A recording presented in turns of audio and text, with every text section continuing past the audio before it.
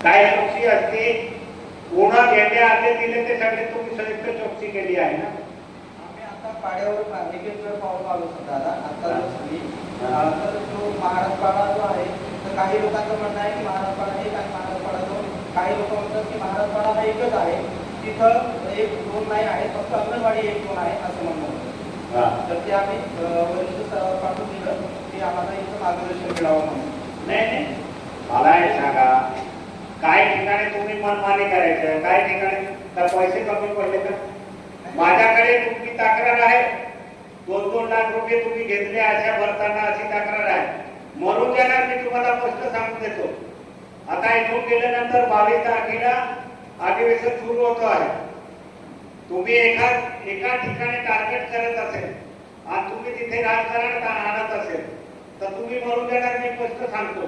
मी तुम्हाला सूचना दिली आहे आणि हेच लेखी मी दिली. 2-2 लाख रुपये तुम्ही आशा करून घेतले तर जगावर सेटमेंट होणार आणि नावाने किती देणार मी. तुम्ही हे नाही समजायचं. कसं काय तुम्ही मनमानी करता? आपण 60च भरले जातात या तक्रारी ज्या आहेत 60च भरलेल्या आहेत. तुम्ही 100-120 ज्या तक्रारी आहेत त्याच्यामध्ये आपण भरले. ओपन किती दिवस लागतात त्याला? अशा निवडण्यासाठी किती दिवस लागतात? केव्हा जाहिरात पडली? केव्हा जाहिरात पडली ते सांगा. किती दिवस झाले, किती महिने झाले, काय झाले? 9 महिने झाले जातात. 9 महिन्यामध्ये फक्त मुंदूरवरचे चौकशी एमपीसी होती का? तुम्ही काय करत होते एमपीसी वर? टेन पास करायचे का? का कोण जास्ती पैसे देणार त्याचा रस्ता बघता? मला एक सांगा, तुम्ही डीएसओ आहे, तुमचे डॉक्टर ऐकून घेत नाही का? एवढे दिवस काय पेंडिंग ठेवले 9 महिना? आपण 3 नोटीस दिल्या आहेत त्यांना की तुम्ही चौकशी अहवाल करून द्या. जो डॉक्टर चौकशीचे अहवाल देत नाही 3 नोटिसा दिल्यानंतर कारवाई करा ना. का कारवाई करत नाही? आणि किती नोटिसा दिल्या ते आजच्या आज मला द्या. एक कार्यक्रम संपला. मला एवढे डॉक्टरला ज्याने ते तुम्हाला 3 नोटीस देऊन काय उत्तर दिलं नाही असेल, त्यांचा निवड करण्यासाठी काय तुम्हाला साथ दिली नाही असेल ते सर्वांवर कारवाई करा. मला नोटीस द्या. आणि जर तुम्ही नाही दिल्या तर मी स्पष्ट सांगतो तुमची तक्रार आरोग्यमंत्रीकडून जागावर सेटल करायला लावेल. कारण का सांगतो तुम्हाला, 9 महिने लागतात का? 9 महिने लागतात का चौकशीसाठी? मग एक गावामध्ये किती पाडे आहे, कोणता पाडा आहे हे जर त्या डॉक्टरला माहिती नाही राहत, डॉक्टर राजकारण करायला लागले मग आम्ही काय कार्य होतो? आम्ही मंचवर बसले कार्य ठोकणार आहे का? तुम्हाला ड्युटी दिली, तुम्ही काम करा. ड्युटी दिल्यानंतर योग्य आहे नाही योग्य ते तुम्ही बघा. योग्य आहे तसा आवाज द्या, संपला विषय. त्या गावाची आहे किंवा नाही तिथला सरपंच असेल, त्या गावामध्ये राहता का?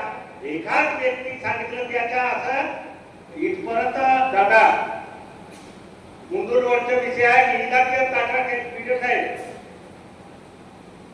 ते जे आदेश तिला दिले तर तुम्ही दुसरे कर्मचारी काय त्याला सेटमेंट करणार असं तुमचं आहे. चावटपणा नाही करायचे मी स्पष्ट सांगून देतो. कोणाच्या सांगण्यावरून कोणावर कारवाई करत असेल तर तुम्हाला घरी बसवून देईल मी.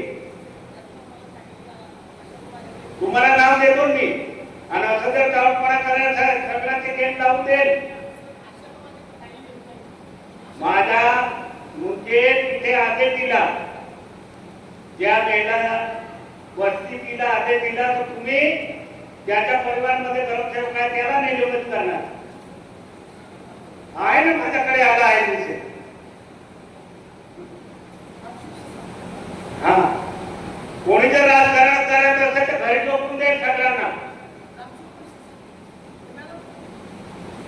तुझे काय धमकी द्यायचे का, कोणाला काय बोलायचे का? असं नाही, नियम आहे सगळ्यात. बसा तुम्ही, बसा तुम्ही. कोणतीही गोष्ट माणसाला 8-9 महिने झाले तुम्ही 9 महिने कशाला प्रलंबित राहिल्या? किती लोक माझ्याकडे आले दादा हे आदेश देत नाही, ते आदेश देत नाही, ते आदेश. याचा अर्थ सिद्ध होतो आहे तुमचा सौदा बसत नाही. सौदा बसले तेव्हा त्याला आदेश द्यायचे. बघा पहिले काय चालला मला माहिती नाही. जो माझा निर्देशन आला त्याला लांबा करून सोडून देईल. पहिले आमदार काय करत होतो ते मला बोलायचे नाही. पहिले आमदारने आमसभा सुद्धा घेतली नाही. पण मी आमसभा घेतो आणि मी झोपणारा पुढारी नाही. 9 महिने कसा आला त्याच्या उत्तर लेखीमध्ये द्या तुम्ही. मी तुम्हाला एक प्रश्न सांगतो, 9 महिने प्रलंबित का झाले त्याच्या लेखीमध्ये मला उत्तर द्या. आज मनमानी करायचे नाही. जो नियमात आहे त्या नाही नियमात तेव्हा त्याला खुलासा करून टाका ना. आणि तुमचा सुंदर हा राजकारण करतो. तुला राजकारण करायचे असेल डॉक्टर सोडून दे ना. तुला राजकारण करायचे असेल मेजर विधानसभा येथील माझ्या समोर उभा राहून जायचे. हा,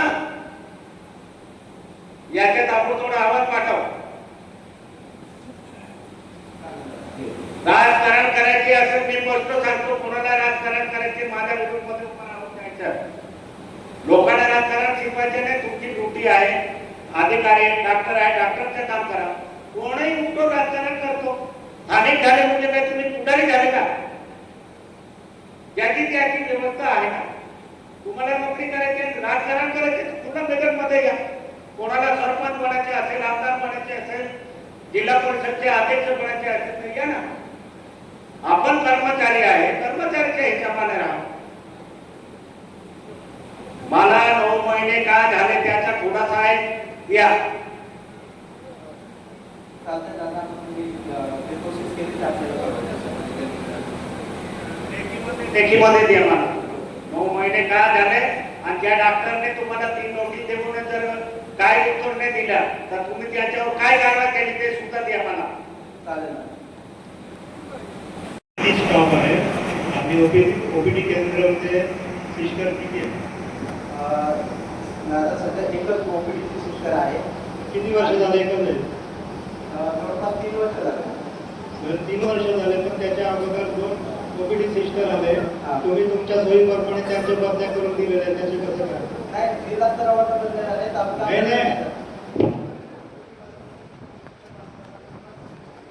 नाही, ते व्हिडिओ स्तरावर सोडलेलं आहे सर. आपलं पीएससी स्तरावर नाही.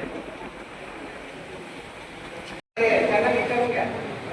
तुम्ही बी बघितलं इंजिनियर आहे, इंजिनियरला विचारा. विचारा ना इंजिनियरला. तुम्ही डायरेक्ट बोलता पीएससी ना दुरुस्त आहे हे मान्य आहे आम्हाला. तुमचे मोटर ना दुरुस्त आहे डॉक्टर साहेब, तुमचे मोटर ना दुरुस्त आहे हे माहित आहे. पण तुम्हाला तिथं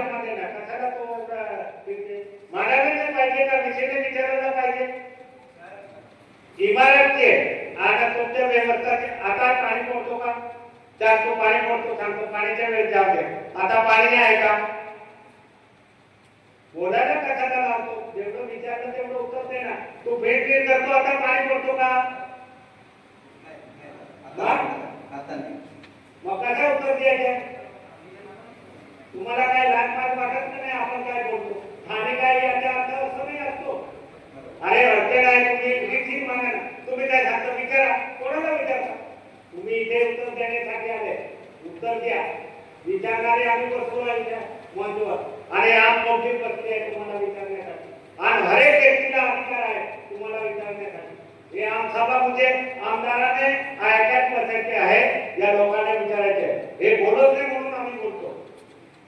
कशाला तुम्ही बोलायला लावता? अरे आपली ड्युटी आहे. तुमची ड्युटी मध्ये आहे का 3 तास ड्युटी करायची? काय ड्युटी आहे? नियम काय आहे तुमचा? आता बोला. नियम तर 24 तास बांधलेला आहे डॉक्टर. आहे त्या ठिकाणी गरोदर मातांना जे माता बालक सुरक्षा कार्ड आहे ते कार्ड हे त्या लाभार्थीला म्हणजे गरोदर मातांना संबंधित तुमचे कर्मचारी हे झेरॉक्स काढायला होता. दुर्दैव आहे की त्या माता बालक सुरक्षा कार्ड आहे त्याच्यामध्ये संपूर्ण माहिती असते. त्या बालकाला केव्हा किती 1 महिन्यानंतर 2 महिन्यानंतर म्हणजे कंटिन्यू कोणकोणते डोस घ्यायचे हे सविस्तर त्याच्यामध्ये माहिती असते. बालकाला कोणता आहार द्यायचा ही सगळी माहिती असते. परंतु एवढं दुर्दैव आहे की ते पहिलं पान आणि मागचं पान 2 पान झेरॉक्स काढून आणि तुमचं डिपार्टमेंट काम करते. हे खूप मोठी दुर्दैव आहे. दुसऱ्याचं उदाहरण हे सांगत मी स्वतः अंगणवाडीमध्ये गेल्यानंतर मला अनुभव आला की सर तुम्ही झेरॉक्स काढून घे म्हणे. म्हटलं मग याच्यामध्ये संपूर्ण माहिती येते. ठीक आहे, मी तर उपलब्ध करून घेईल ते कार्ड. मी राजवाडी पीएससी ला संपर्क साधून राजवाडी पीएससी कडून माता सुरक्षा कार्ड उपलब्ध करून मी स्वतः वापरलाय. सर्वसामान्य जनता किंवा नागरिक हे कार्ड कुठे घ्यायला जाणार? संबंधित तुमचे अधिकारी त्याला झेरॉक्स काढायला लावतात, पहिलं पान आणि शेवटचं पान. मग ही अशी दुर्दैवी परिस्थिती तुमच्या PSCची आहे, तर त्याच्यावर तुम्ही काय उपाय करा?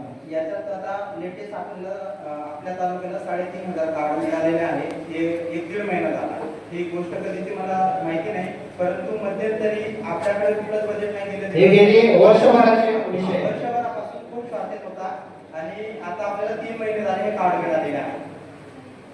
तर ही परिस्थिती आहे. दुसरा विषय तुमचं मातृत्व वंदना योजना आहे, ती वेळेवर लाभार्थ्याला लाभ मिळायला पाहिजे, परंतु तुमचे संबंधित पदाधिकारी त्या ठिकाणी तुमचे आशा वर्कर किंवा अंगणवाडीला आयडिया दिलेले असतात, तिथं त्या ठिकाणी ते पूर्तता करत नाही. आधार कार्ड असेल, त्याचं आधार कार्ड असेल, त्याची पूर्तता हे लेट प्रोसेस करतात, तर त्या लाभार्थ्याला ती मातृत्व वंदना योजनेचा लाभ वेळेवर मिळत नाही. आता गेल्या 2-2.5 वर्षापासून त्या मातृत्व वंदना योजनेच्या लाभार्थ्यांना हा लाभ मिळेल नाही. त्या ठिकाणी सिस्टम मध्ये ते प्रोसेस करणार, तेव्हा ते तालुक्याला अप्रूव्हल होणार, मग त्याचा लाभार्थ्याला लाभ मिळतो.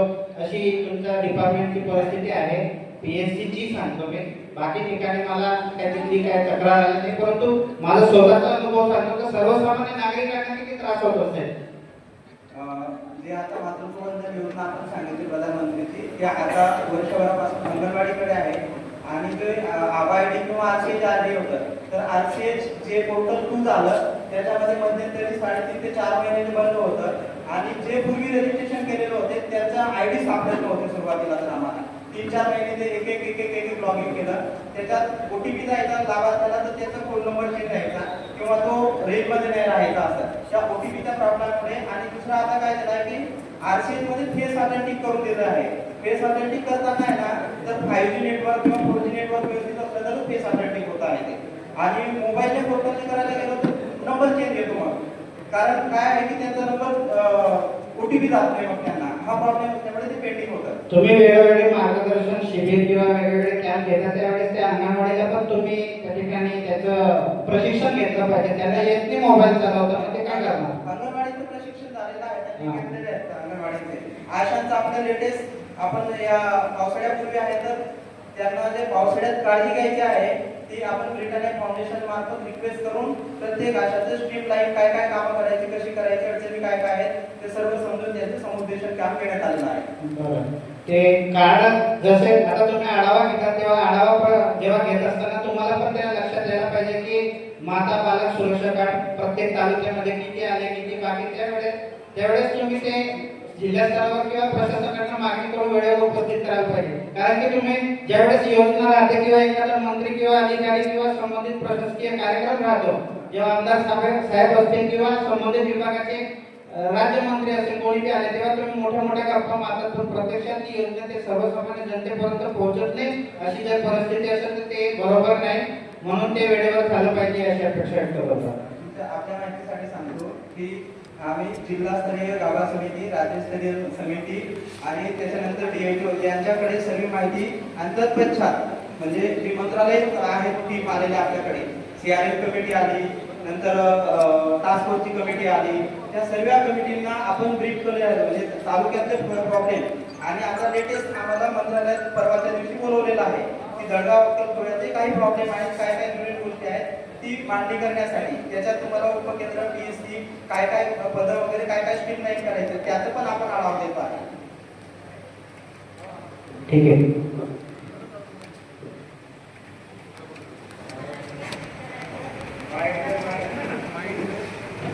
दूरदर्शन आधार केंद्राला का लावा लागतो? इथं काय उपलब्ध नाही आरएसला? हा दादा आपला CS लेवलचा प्रश्न आहे, परंतु आपल्याकडे जे सोनोग्राफी तज्ञ आहेत ते इतर अपॉइंटमेंट झाले नाही किंवा जे अपॉइंटमेंट झाले ते जॉईन झालेच नाही. त्याच्यामुळे आपल्याकडे फक्त दर रविवारी होतो. आणि मी आता दिवसभर म्हणजे माननीय कलेक्टर महोदय आणि जे आपल्या मंत्री महोदय होते त्या VC मध्ये हा विषय घेतला की माझ्या गरोदर मातेला तळोदा किंवा शहादा जावं लागतं, पूर्ण दिवस जातो, उपाशी तापाशी राहते ती, तिला गाडीत पण उलट्या होतात, म्हणजे इतक्या सर्व करून संध्याकाळी रात्री 8 वाजेपर्यंत पोहोचते. हा मुद्दा मी वरती लेवलला रेस केलेला आहे. आणि इथं सोनोग्राफी सेंटर लवकरच चालू व्हावं याच्यासाठी तज्ञ द्यावे म्हणून पण पत्रव्यवहार झालेला आहे. लवकर होईल तितकं लवकर करण्याचा प्रयत्न करा, कारण की जी माता असते तिला एवढा त्रास होतो, सगळ्यांचे 6ला निघता आणि रात्री 8-9ला पोहोचता. आपल्या घरात पण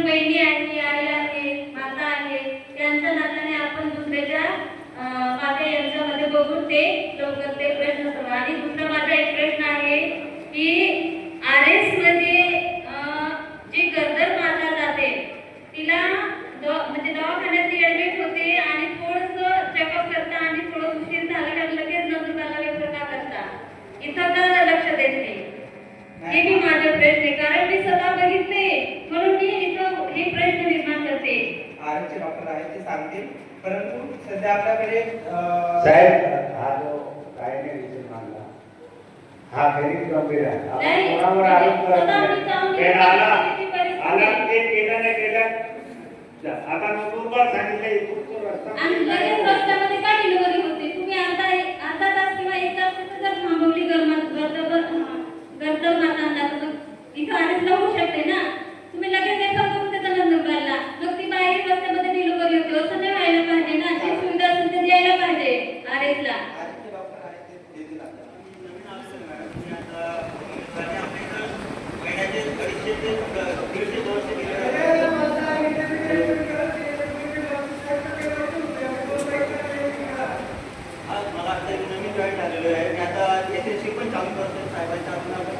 नाही, असं कधीच व्हायला पाहिजे नाही, कारण जेणेकरून जास्त मोठी समस्या गरोदर मातांनाच असते. आपण त्यांना चेकअप करणार नाही, लगेच हे करून लगेच किती डॉक्टर आहे आहे.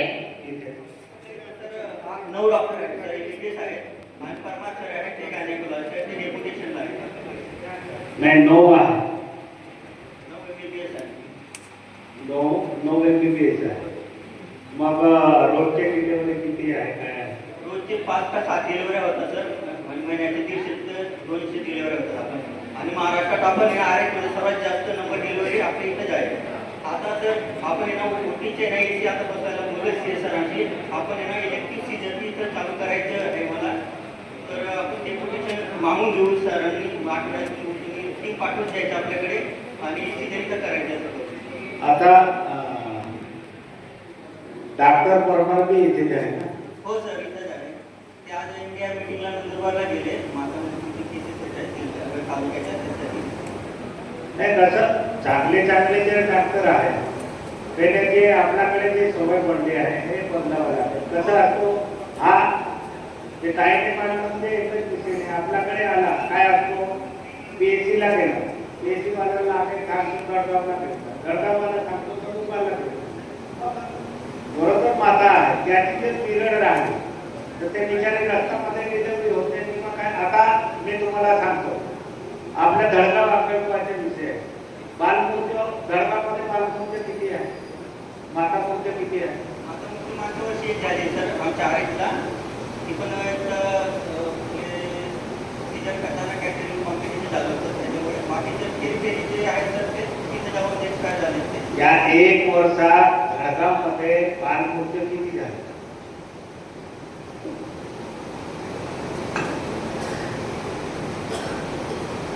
जळगावमध्ये 69 झालेले आहेत दादा. एका वर्षात? हो, एका वर्षात. आणि माता मृत्यू 4 झाले आहेत. मग मोठी गोष्ट आहे. म्हणजे एक सांगण्याचे तात्पर्य ताईने विषय मांडला म्हणून हा विषय आला तर आपल्याला सगळं एक म्हणजे दोघ्याचा म्हणजे 1 वर्षात मोठा आकडा हो. 4 महिना आपल्या जाणवले असेल का ते एक ऑपरेशन करताना किंवा रस्त्यामध्ये जाताना काय असेल किंवा रक्त कमी असल्या कारणाने काहीतरी असेल तर आपल्याला एक वाचवायचं महत्व. दादा आपल्या माहितीसाठी सांगतो मी की आपली जी प्रीमॅच्युअर डिलिव्हरी आहे, मुदतपूर्व डिलिव्हरी, जी मुदतपूर्व डिलिव्हरी होते त्याच्यामध्ये जळगाव तालुक्याचा रेट आहे 27%. म्हणजे 100 मधल्या 27 माता ह्या आपल्या प्रीमॅच्युअर आहे. आणि त्या प्रीमॅच्युअर मध्ये ॲनिमियाचं जर पर्सेंट बघितलं आपण रक्त प्रमाण, तर त्याच्यामध्ये रक्त प्रमाणाचं म्हणजे 12 ग्रॅम आपल्याला नॉर्मल लागतं, परंतु आपण नॉर्मली आता 10 पर्यंत जरी 8 पर्यंत पकडलं तरी त्या जवळपास आपल्या 60% आहेत. त्याच्यामध्ये आपल्याकडचे ज्या टॅबलेट्स आहेत खाण्या वगैरे सगळ्या गोष्टी उपलब्ध असताना काही घेत नाही किंवा कसं आता त्या विषयामध्ये आता तुम्हाला सांगतो जसं नर्स आहे, आशा वर्कर आहे, अंगणवाडीत आहे, ज्यापासून बरोबर माता दिवस राहतात तेव्हापासून त्यांना कोणत्या गोळ्या कोणत्या गोळ्यांचे आपण औषध घ्यायला पाहिजे ते जर मॅडमवर जर त्याने घेत राहिलं. फक्त यामध्ये मुख्य दादा की मायग्रेट किंवा लग्न करून जे गेलेले असतात ना गुजरातला, त्या 30-35% माता आपल्या हाय रिस्क होऊन जातात. म्हणजे त्या पहिल्या महिन्यापासून ट्रीटमेंट नाही केली, त्यामुळे हे कॉम्प्लिकेशन वाढत जाते. ते आपण मान्य करू, पण तरी जर त्या या दिवसापासून जर माता सुरुवात झाली तर आपल्या गायडलाईन प्रमाणे त्याला मार्गदर्शन या पद्धतीचे झालं तर ते गुजरातमध्ये जरी झालं तरी त्याच्या परिवाराचे कोणी येत राहतो. आपण 2 महिने कोणती गोळी घ्यायला पाहिजे ते तरी जर त्याने रेग्युलर ठेवली डॉक्टर वाढण्यासाठी तर तरी माता तंदुरुस्त राहू शकते. काय असतो आपण सुरुवातीला 1-2 वेळा ट्रीटमेंट घेतला, कारण जेव्हा डिलिव्हरीचा पिरियड असतो आणि तेव्हा आपण रक्त चेक करतो तर त्याचे 5 पॉईंट 4 पॉईंट 3 पॉईंट 8 पॉईंट जे रक्त पाहिजे तेवढं राहत नाही आणि म्हणून तो बालमृत्यू होतो. त्याच्या बी कारण ते आहे माता मृत्यू. ते आम्हाला सगळं कर्तव्य जसे आपली टीम आहे, टीम वर्कर आपले आशियापासून तर अंगणवाडी पासून तर आपल्या जे गरोदर माता रोज कुठून अंगणवाडीत तिला आहार द्यायला पाहिजे नियम आहे. तर तिथे नियम तर आहे, ते जर तिथे जात असेल तिथे आपले सिलेक्टर सुद्धा बसलेले आहे. तर त्या पद्धतीने जर आपण मार्गदर्शन केलं तर बाबा रोज तिथे ठीक आहे बाहेर गेले ते मला तिथे रेग्युलर आहे तर त्याच्या डोक्यात जर रोखून दिलं की हे औषध आपल्याला गरजेचे आहे आपला जीव वाचवण्यासाठी तर आपण पाठवू शकतो. जर त्याचा दिवस राहिले ना 9 महिन्याने जर दवाखान्यात गेले तर मरणार आहे. म्हणून हे जे काय आहे समन्वय ठेवून आहे हे जर केलं तर मला वाटतं आपण हे जे मातामूर्ती आहे किंवा बालमृत्यू कुपोषण जो आपला धप्पा आहे हे कुठेतरी बंद होऊ शकतो. पण समन्वय ठेवली केलं आता आपल्या सुद्धा सर्व व्यवस्थित आशांना आणि केनेपला अंगणवाडी सगळ्यांच्यापर्यंत स्ट्रीमलाईन करतो. एक मुद्दा असं सांगायचं दादा आपल्या माध्यमातून मला दुसरं आता ते विषय आला त्याच्यामध्ये मी तुम्हाला स्पष्ट सांगतो, जर मला पेशंट आला 10 मिनिटाने तुम्ही पाठवून दिलं असे जर तक्रार आली ज्या डॉक्टरचे नाव आहे त्याच्यावर कारवाई करून टाकेल. मी तुम्हाला कसं असतो एक उदाहरण देतो तुम्हाला. पिंपळ फुटाच्या मागच्या वर्षी 23 वर्षांची महिला होती. पिंपळ फुटामध्ये आली, दवाखान्यात गेली, तिला सांगितलं तुझी डिलिव्हरी इथे होऊ शकत नाही आणि तुला मोठीला घेऊन जा. त्या दवाखान्यामधून 10 मिनिटे बाहेर गेली आणि 10 मिनिटांमध्ये गाडीमध्ये डिलिव्हरी झाली. ते जवळजवळ ते गाडी बंद झाली, गाडी घेतली 1 वाजता मोठीला पोहोचली. मोठीचा डॉक्टर होता